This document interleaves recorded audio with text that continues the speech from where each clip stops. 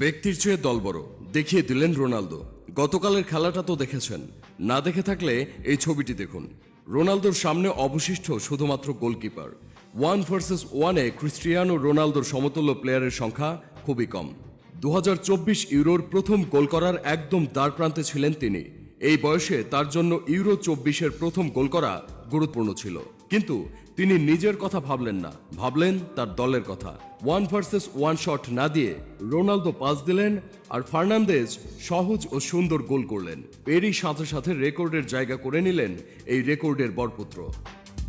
সেদিন কানাডার বিপক্ষে অ্যাসিস্ট করে মেসি কোপা আমেরিকার ইতিহাসের সর্বোচ্চ অ্যাসিস্টকারী, আর গতকাল তুরস্কের বিপক্ষে অ্যাসিস্ট করে রোনালদো হলেন ইউরোর ইতিহাসে সর্বোচ্চ অ্যাসিস্টকারী। ইউরোতে সর্বোচ্চ গোলের রেকর্ডও তারই দখলে।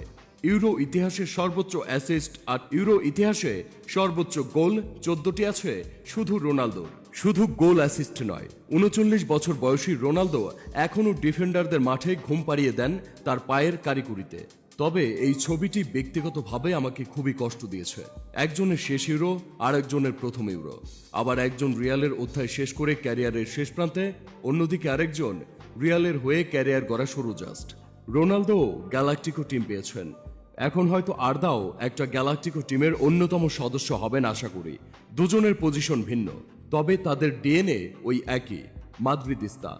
রিয়াল মাদ্রিদ, মাদ্রিদিস্তা এসব কথা যখন চলে আসলো, তখন আর একজনের কথা না বললেই নয়, পেপে।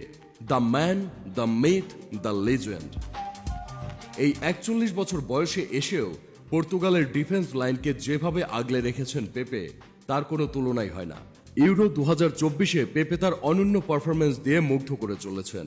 চেকিয়ার বিপক্ষে 11 বার পজিশন জিতে নিয়েছেন এবং তুরস্কের বিরুদ্ধে 7 বার গুরুত্বপূর্ণ ক্লিয়ারেন্স করেছেন। প্রতিপক্ষের আক্রমণ প্রতিহত করে রক্ষণের নিখুঁত দেয়াল হয়ে উঠেছেন তিনি।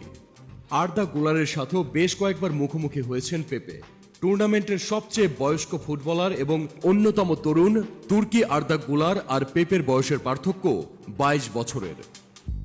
পেপের যখন পর্তুগালের জার্সিতে অভিষেক হয়, আর্দা গুলারের বয়স ছিল তখন মাত্র 2 বছর। তবে এখানে আরেকজনের কথা বলতেই হয়। ম্যান সিটির হয়ে দুর্দান্ত খেলা বার্নার্ডো সিলভা পর্তুগালের জার্সিতে কখনোই খুব একটা দ্যুতি ছড়াতে পারেননি। গতকাল officially man of the match হলেন বার্নার্ডো সিলভা। দেশের জার্সিতে কোনো মেজর টুর্নামেন্টে সর্বপ্রথম গোলের দেখা পেয়েছেন তিনি। পর্তুগালের হয়ে ফ্লপ, পেপের সিস্টেমের বাইরে কিছু করতে পারেন না, এরকম একটি তকমা লেগেছিল তার নামের পাশে। আর তাই এই ছেলেটার পর্তুগালের হয়ে গোল করাটা ছিল অত্যাবশ্যক। পর্তুগাল এবারের ইউরোর অন্যতম ফেভারিট দল। তাদের দলে প্রতিটি পজিশনে আছে বিশ্ব সেরা সব খেলোয়াড়। তবে সেলফিশ খেলা বাদ না দিলে সামনে এরা বিপদে পড়বে নিশ্চিত। রন যেভাবে নিজেকে দলের জন্য উজাড় করে দিচ্ছেন, দলের বাকিরা ঠিকঠাক সাপোর্ট দিলে আরেকবার ইউরো জিততে পারে পর্তুগাল। তবে সে বহু দূরের কথা। তবে পেপে, রোনালদো, সিলভা, ব্রুনোর অভিজ্ঞতার সাথে তরুণদের যে যুগলবন্দি, তাতে আশা দেখছেন পর্তুগিজ ফুটবলের ভক্তরা।